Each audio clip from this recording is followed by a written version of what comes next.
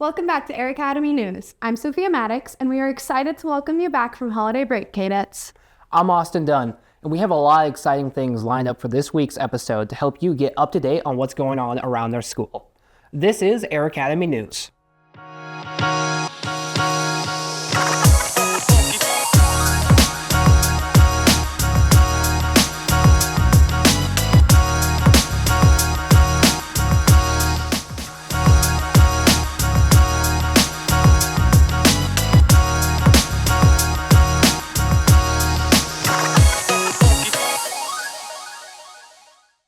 We're starting off as we always do with Rando News.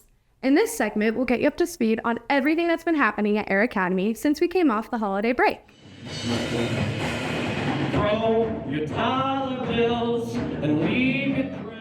Every year, Air Academy hosts a Battle of the Band style music festival in memory of a student whose life came to a tragic and early end. The annual Riley Whitelaw Music Festival was held just last weekend. Multitudes joined together to honor what would have been a 21st birthday celebration for Riley and appreciate the arts, which she held near and dear to her heart. A total of 8 bands performed. Many belted out faithful covers of their favorites, encompassing all genres from metal to pop, while others performed their own original music.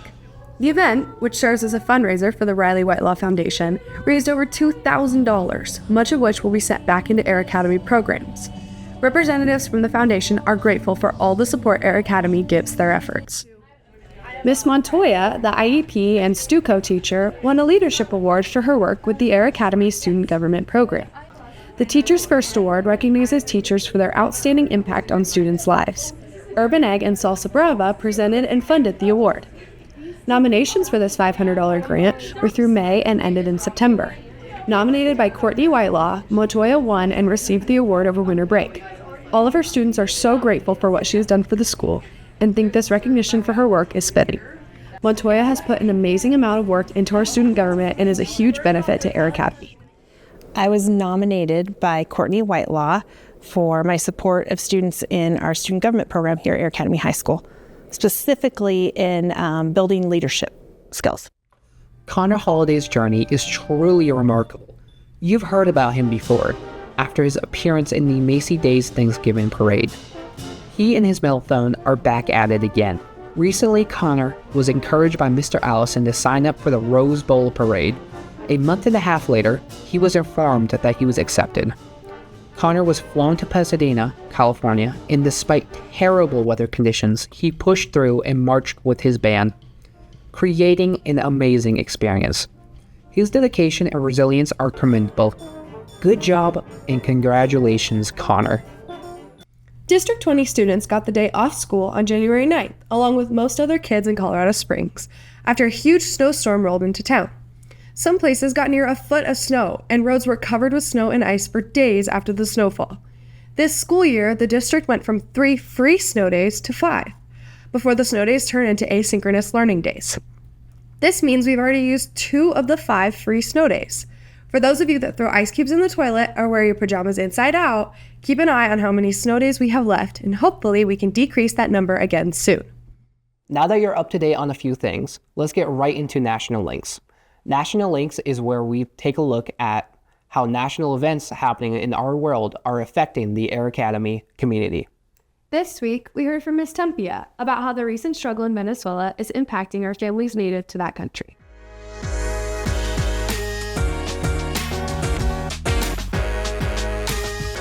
This week for National Links, we're talking about all the things happening in Venezuela right now and one of our very own teachers' ties to them. The United States government captured the president of Venezuela, Nicolas Maduro, on January 3, 2026, on charges of narco-terrorism and drug trafficking, as well as illegal weapons possession. They also bombed air bases and other military infrastructure. It was an operation that had taken months to prepare for. They even built a full-scale replica of the president's house before the operation. He is now being held in a federal prison after pleading not guilty to the charges. Ms. Tempia, a special education teacher here at Air Academy, has a lot of family still living in Venezuela. Her family was living less than 2 miles from where some of the bombings happened. She was worried for her family and thankful to hear about their safety.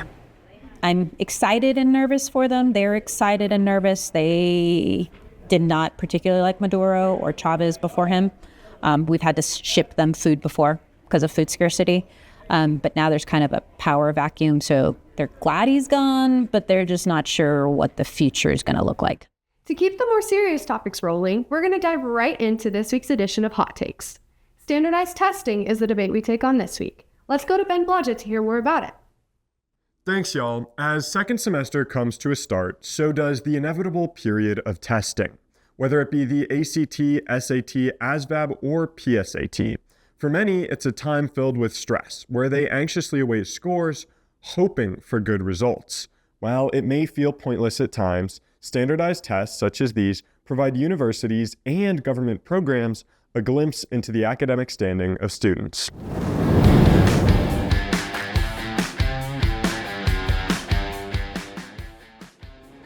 The MAPS tests are designed to test a student's academic growth.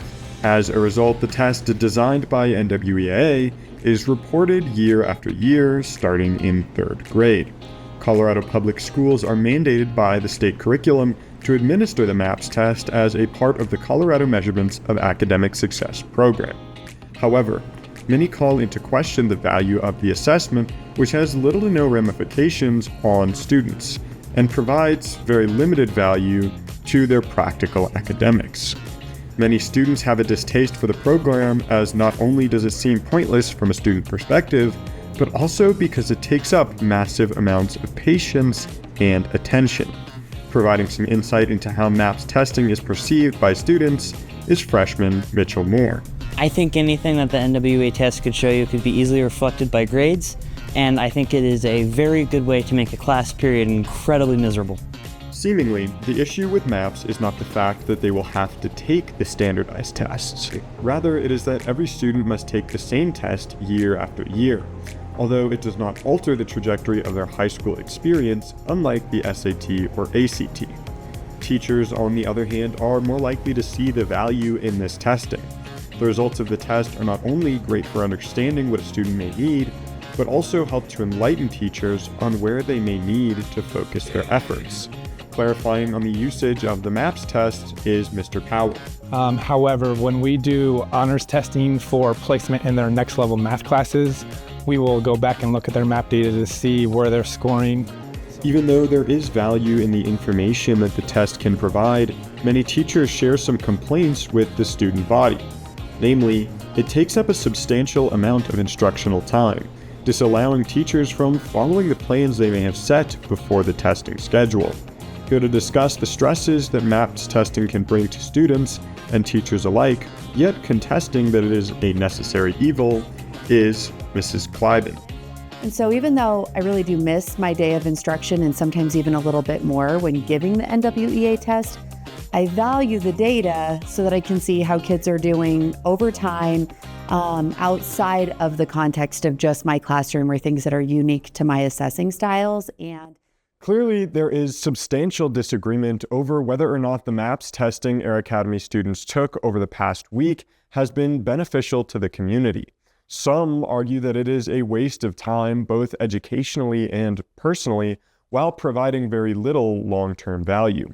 Others find that the test can be a useful insight into what students may need and what teachers may need to change. However, it's up to you to decide, Kadets. Is MAPS testing a worthwhile endeavor or not? Thanks for tuning in, Kadets. That's all for Hot Takes this week. Stick around after the break for a club spotlight, and we'll follow a student to their job at an arcade restoration business. Man, I freaking love Kadets. I know, right? Same. I should name my first kid Kadets.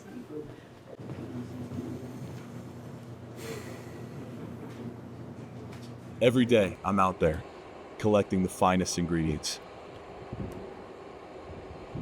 Every day, I'm in the lab, perfecting my recipe. Bypass the seed and go straight into production. Every day, they disrespect me by calling it Kadet tea. Hey man, can I have a drink of that KT? What are you talking about?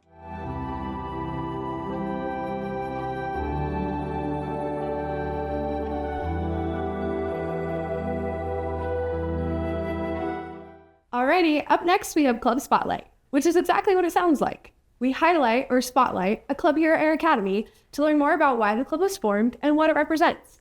TSA is our focus this week. Wait, like airport security? Would they make me take off my shoes? No! Well, yes, that's TSA, just not the club we're talking about, so keep your shoes on for this one. The TSA club here at school stands for Technology Student Association, and it's a local chapter of a national organization.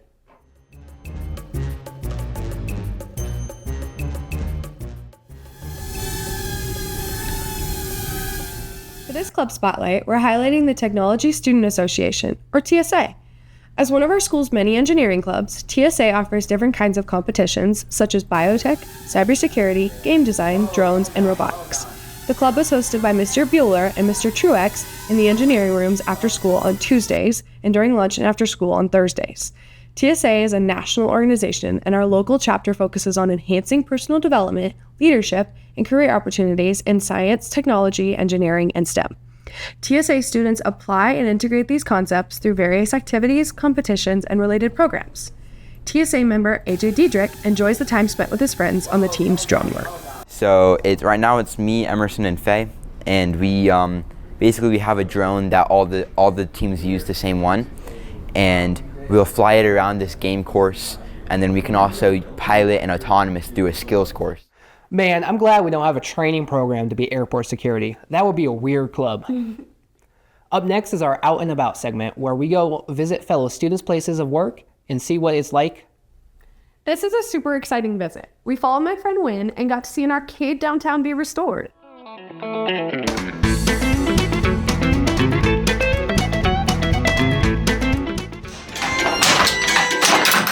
For this segment of Out and About, we are exploring one student's unique side job in the world of arcades. Wynn Gazer grew up loving playing old video games whenever he could. Wynn was thrilled at the job opening where he would have a chance to work with retro arcade and pinball machines. He has been restoring arcade machines besides John Redway for the past year. John Redway is the owner and founder of Game Room Treasure Colorado, a local pinball and arcade restoration business. John has been helping restore vintage games for the past 38 years. He is happy to be a small business owner in Colorado Springs to do his part in the community. I'm an Air Academy student, and I've been working with John for over 5 years, and it's truly amazing the opportunities that you get with the local clubs and communities in the area to be a part of something bigger than yourself and to give back to your community. Wow, there are so many random jobs out there. I would have never thought of restoring an arcade as an after-school job. As many of you know, we just had our first basketball live stream of the season on Wednesday the 21st, and we are back with some updates on the boys and girls teams, along with our athletes of the week and some wrestling records. Audrey, take it away. Hey Kadets, winter sports are in full swing and our athletes have been on a roll. Today we'll highlight our boys and girls basketball teams with our girls on a hot winning streak. We'll check in on our wrestling team and feature a brand new athlete of the week. Here we go.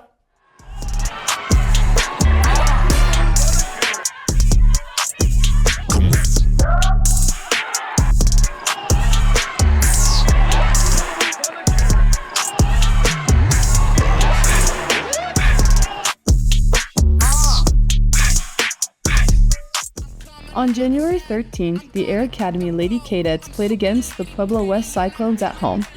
Naomi Johnson racked up 14 points, and as always, Kinley Asp tore it up, going for a double-double with 22 points and 10 rebounds. And for Pueblo West, junior Payne Odell was their leading scorer with 13 points against the Air Academy defense. What kept Air Academy in this lead was their incredible playmaking ability, with 6 players having at least 1 assist. Sophomore Olivia Andrus had 8 rebounds and 3 steals after coming off their only loss to Pine Creek. Air Academy bounced back, beating Pueblo West 63-41. On the 15th of January, our boys varsity basketball team went head-to-head against the Lewis Palmer Rangers in a home conference matchup. A heavily anticipated game for the Kadets, with both teams averaging 60 points per game, it was predicted to be a close one. Senior Brody Winnett was crowned star player for the Kadets, making 4 of 10 shots for a total of 12 points, and junior Caden May scoring 5 of 16 shots for 13 points throughout the game. The matchup was close, but Lewis Palmer came up with the victory with a final score of 56-48 after a barrage of 3-point shots in the fourth quarter. Now it's time for Athlete of the Week. Our Kadet wrestling team has been dominating the mat this season. In the past 2 weeks, they've wrestled major tournaments in Arizona and Fountain Fort Carson. 2 brothers led their teammates to victory, and both came home with some gold. Let's take a look. The Saba brothers, Dylan a freshman and Michael a senior, have been dominating the mat and leading their peers throughout the season. Both Saba brothers had an incredible performance, winning both their brackets with over 64 wrestlers and 60 different teams at the Pure Tournament of Champions in Arizona. Dylan beat 2 returning Arizona State champions in his bracket alone, and Michael is completely undefeated this season, not giving up a single offensive point this year. Both brothers were awarded the Outstanding Wrestler Award, which is a rare and amazing achievement for out-of-state competitors, let alone brothers. Yeah, it really helps. Michael pushes me. He's good, obviously. Just having that and someone I'm so close to, we have a really good relationship. Helps a lot in the room. I get to learn from him, and I can help him too. So it helps us a lot. We have a really good relationship. And, he's a total stud. He's doing really well, so it's just cool to see him grow, do so well. He's a lot better than I was at that age, so it's cool to see him hopefully end up finish as well. Getting the opportunity to compete for Air Academy together has made their relationship stronger through constant training and support. Both Dylan and Michael have grown up wrestling and cheering each other on. Being teammates has been a great way to start Dylan's high school experience as he carries on his brother's legacy, and a meaningful way to close Michael's last year here competing for Air Academy. I think they impact each other because, Dylan's got to learn a lot from Michael over the last few years, which really set him up for success now. And then again, having each other at the tournament makes them a lot more comfortable with the environment, the culture, and then being able to push when it's time to push. So I think that's exciting to see, and they do help the team in a lot of ways just by bringing and raising that level of excellence. Dylan and Michael have improved so much by learning from each other, especially this year competing for the same team. Being able to help and support each other throughout the season has brought them closer together and has made them better wrestlers and closer brothers. Well, congrats to the Saba Bros, and if you see them in the hallway, give them a high five for their accomplishments so far this season. And if you got an idea for our Athlete of the Week segment, come talk to us or go talk to Mr. Longhenry in his classroom. And if you missed the Saba Bros on Wednesday during the Cheyenne Mountain Duel, don't worry, because Kadet Sports Live is there, and you can check it out on our YouTube digital media page. Hey Ryan, what are you working on? My highlight reel. Can I see it? Yes.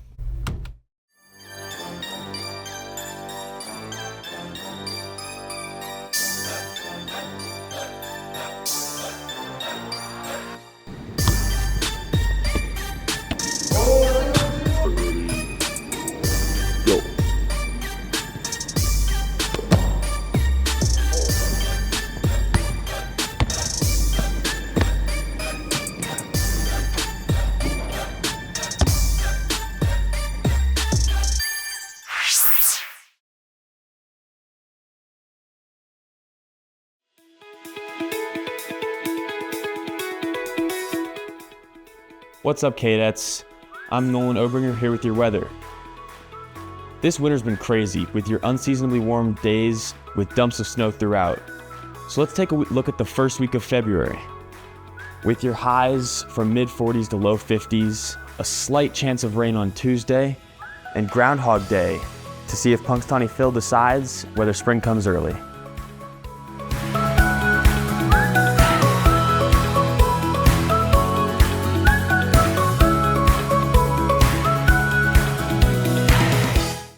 Hopefully the snow warnings will come true and we'll get some of that winter weather everyone's been talking about. I hope so.